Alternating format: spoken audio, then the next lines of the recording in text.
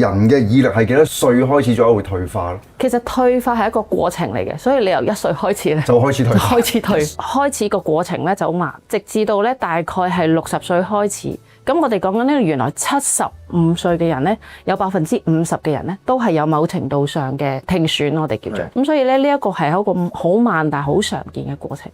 就係我媽咧耳水不平衡啊，咁就話嗰粒耳石咧係唔知歪咗啊。有兩個好錯誤嘅 term 就係耳水不平衡。其實耳水不平衡咧，其實係講緊一個好特別嘅病，佢叫米里氏綜合症。佢講緊內耳呢一度咧個耳窩隔離咧，仲有個平衡系統係伴隨住嘅。我哋講緊耳石移位咧，係另外一個病嚟嘅，係講緊我一喐動個頭嘅時候，譬如瞓低，突然間就天旋地轉暈得好緊要。但係呢個時間性咧，可能1分鐘、2分鐘，你唔喐個頭咧就會停咗㗎啦。咁呢一個係另外一個病嚟嘅，咁所以醫治方法啊、過程啊，全部都唔一樣。好，新一集嘅白板醫學啊，今日邀請到中大耳鼻咽喉頭頸外科學系以及耳神經科主管張惠子醫生嘅。你好，惠子醫生。Hello， 你好阿布。咁啊，今日好明顯就係講耳仔啊，講聽力啦，咁樣啦。咁啊，一嚟就要請教下先。其實我哋人咧聽嘢係點聽嘅咧？我哋用個耳仔聽，但係咧個結構咧，我最中意咧就有個白板，我可以畫一畫個結構。咁首先咧，大家見到咧有個耳仔啦嘅耳殼啦，咁耳殼咧有個耳窿嘅，耳窿後邊咧有個耳膜。嗱，呢個耳膜咧只係一個窗門啦，咁佢咧亦裏邊咧連係住有耳骨，呢個咧係第1粒嘅耳骨，第2粒嘅耳骨，第3粒嘅耳骨。咁咧，當你咧呢一度由去到第3粒耳骨嘅時候咧，呢個位咧就連接住我哋嘅耳窩，係啦。咁有耳窩嘅時候咧，當然就有條神經線啦。神經線咧就會駁去我哋嘅大腦，大腦咧有個聽覺區嘅，咁呢個位咧就專門咧係幫我哋去聽嘢，咁咧就由個腦幹嗰度咧傳送啲知識上去啦。咁同時間咧呢個中耳咧亦都會連去個鼻哥，咁所以個耳鼻喉點解要擺埋一齊咧？就係耳仔同個鼻哥咧有條管連埋一齊嘅，叫耳咽管。咁因為我哋今日嘅主題講耳鳴，呢條管咧其實都有相關嘅意義喺度。咁所以咧，我哋呢一度嘅呢一個部分咧，就傳導性嗰啲聲音咧，就喺呢度走入去啦，震動咗個耳膜，震動耳骨，然後咧經過個耳窩咧，就變成一啲神經性嘅神經signal咧，就走咗去俾大腦聽啦。咁就有個動力變成一個好似電線咁樣有個傳導嘅效果啦。咁呢3粒骨係好多嘅骨嚟嘅，定係佢有特別嘅 function 每粒？呢3粒骨咧，你見個耳膜咁大，呢度去到咁細，所以呢3粒骨咧係幫我哋放大聲音嘅作用嘅，係啦。咁所以如果呢一度有問題，譬如耳屎塞住咗啦，或者個耳骨、耳膜中耳有問題，咁我哋叫傳導性失聰。如果呢一 part 有問題咧，咁咧我哋叫做神經線咧神經性失聰。咁所以咧，你會聽到有啲名咧叫突發性失聰啊、突發性神經線性失聰啊，咁就係講緊咧耳窩以至個電線嘅問題。咁如果傳導性失聰有啲嘢塞住嘅，咁就係講緊外耳同埋中耳嘅問題。咁啊，了解咗個耳仔結構啦，一嚟就講下呢個退化。即係人嘅耳力係幾多歲開始左右會退化咧？其實退化係一個過程嚟嘅，所以你由1歲開始咧就開始退化。1歲開始退化。咁其實咧就冇，通常嚟講咧，佢慢慢個開始個過程咧就好慢。咁咧直至到咧大概係60歲開始。咁我哋講緊呢，原來75歲嘅人咧，有50%嘅人咧都係有某程度上嘅退化。聽損我哋叫做，去到80歲嘅人咧，原來有75% 嘅人咧都有某程度上嘅聽損。咁所以咧呢一個係一個好慢但係好常見嘅過程。即係一定會嘅，每人都會。即係等於其實係皺紋、白頭髮一樣，有啲人早啲，有啲人多啲，但係咧總係會有某程度上嘅退化。OK， 咁啊正常嘅老化令聽力下降同埋病理性嘅聽覺下降咧，點分咧？我哋？其實咧，通常如果講緊病理性咧，即係有啲嘢要搞啦。咁通常第一，如果退化係一個好緩慢嘅過程，你有2隻耳仔噶嘛，咁所以咧，你會第一你會去慢慢出現嘅。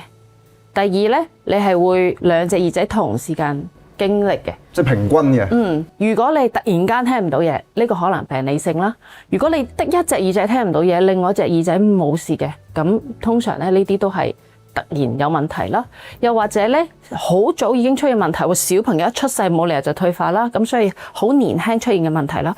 又或者咧有個原因喺度嘅，譬如係我突然間食有一啲藥物。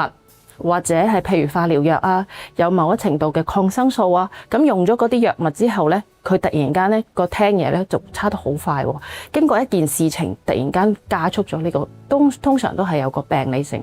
仲有一種咧就係傳導性啦。咁係譬如我一邊耳仔要發炎嘅、流膿嘅，除咗聽唔到嘢之外，仲有其他嘢，譬如頭先我講發炎、流血啦、流膿啦，以至咧佢甚至係一啲平衡出現問題啦，一邊頭痛啦，咁呢啲咧都可能係病理性嘅。平衡出現問題，即係就算我耳仔冇特別嘅，即係聽嘢嘅問題啊，突然間平衡嘅問題，可能都係關耳仔事。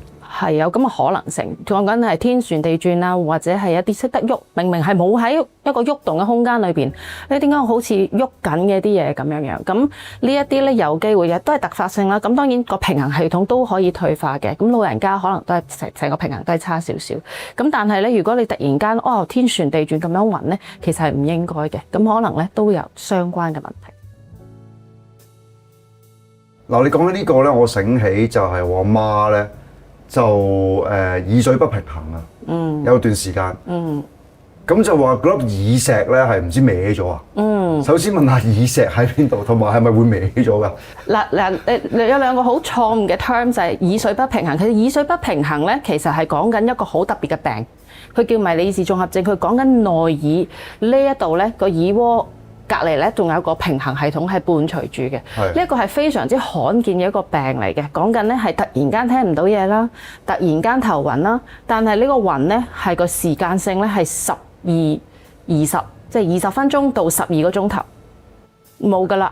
然後咧你個暈好翻之後咧，聽嘢又會好翻喎。咁呢一個咁特別嘅情況咧，我哋叫迷你耳氏綜合症或者叫耳水不平衡，呢個係特別嘅病嚟嘅。我哋講緊耳石移位咧係另外一個病嚟㗎。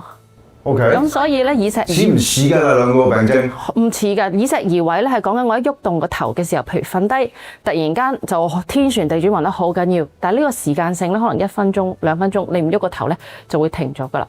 咁呢一個係另外一個病嚟㗎喎。咁所以醫治方法啊、過程啊，全部都唔一樣。咁可能咧通常比較容易錯嘅一個terms 一個詞彙咧就係醫生我耳水不平衡，其實佢講緊我有暈眩嘅症狀，但係佢唔係有耳水不平衡呢個病，咁所以咧好多時候都會濫用咗或者誤用咗呢一個耳水不平衡呢個詞。即係我阿媽其實可能係冇呢個耳水不平衡。係啦，佢係暈眩有耳石移位，耳石移位非常之常見嘅，老人家20% 嘅老人家都會有呢個情況。跟住咧佢同我講咧，因為佢後來先話翻俾我聽，原來發生過件咁嘅事啦。佢話唔知揾咗個醫生咧，幫佢個人咧打咗個圈，係啦，就好翻喎。係啦，嗰個叫耳石復位嘅一個治療方法嚟。真係咁樣嘅？係佢移咗位嘛，咁佢就所以我哋擺翻佢正位就叫做耳石復位。係成個人打圈咁樣？唔係，淨係個頭啫，唔需要。我淨係個頭嘅，佢話成個人搖起咁樣，同我講。係啊，我哋會有一個淨係個頭嘅啫，唔需要搞到成個人。OK，即係我阿媽呃我。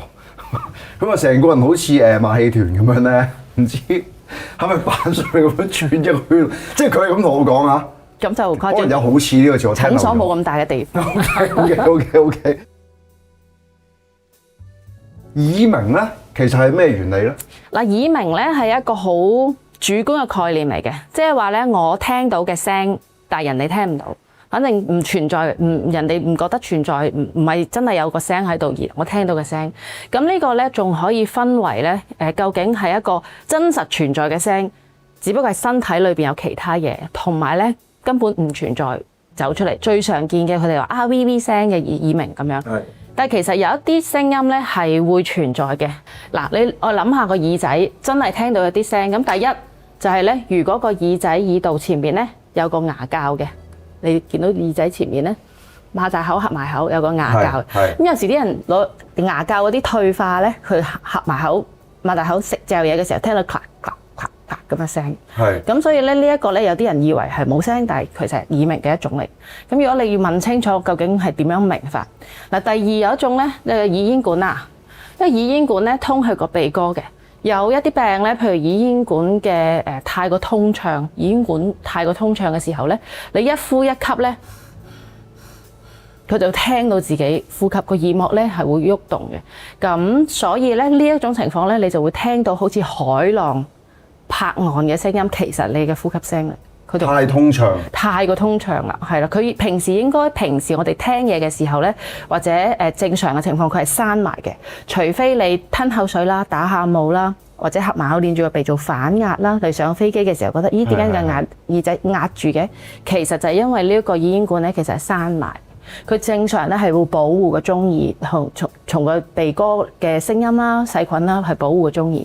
除非佢要打開，咁佢先至會打開嘅。Okay. 平衡氣壓啊，又或者咧有啲分泌想流落個鼻哥度啊咁樣。咁所以咧，如果太通暢嘅時候咧，你就會聽到自己嘅呼吸聲啦，同埋你講嘢咧覺得好大聲。咁呢一種咧都係耳鳴嘅一種。耳仔咧負責呢度咧仲有幾嚿肌肉嘅。咁一個肌肉咧就連住呢一度去個耳咽管嘅。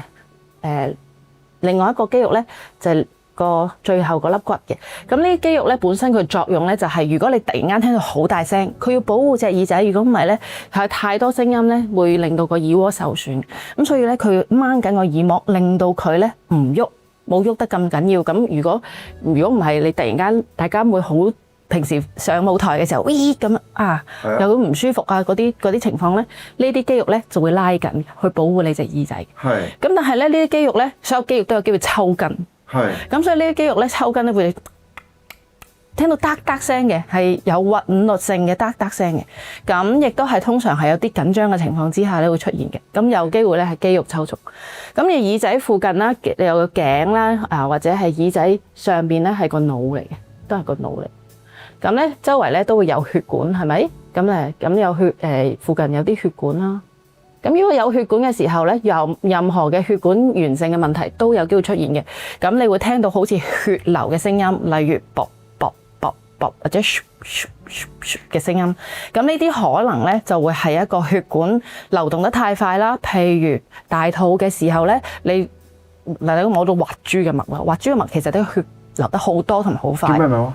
即係嗰啲中醫咪成日睇戲話啊娘娘懷孕啊有個滑珠脈咁樣嘅。咁其實咧就係一個血液咧流動得好快，而佢咧有時會聽到嘅太快或者太強嘅脈搏咧自己會聽到嘅，包括貧血啦、懷孕啦，又或者咧甲狀腺嘅問題啊，有機會聽到自己血管聲，又或者咧嗰啲血管瘤出現咗，血管瘤喺耳仔附近會聽到血管聲。咁所以咧呢個係一個主觀性一個客觀性嘅耳鳴，即係我真係有個病理喺度嘅。